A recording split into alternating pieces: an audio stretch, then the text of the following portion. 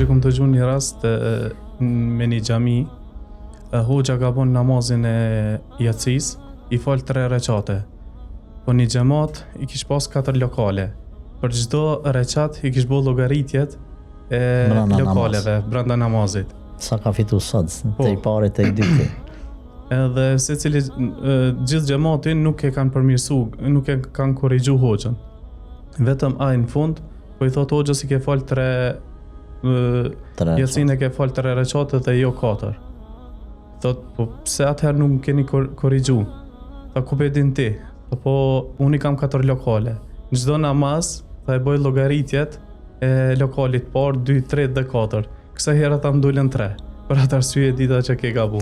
Domethënë edhe ky më i përkushtuar i pytyn edhe ky se ka pas përkushtimin shkak. Përkushtimi i tij nuk ishte i sinqert në namaz, po në lokalet e tij. Lokale, po. Këtë shembull sa për dobijet tonë dhe të shikuesve.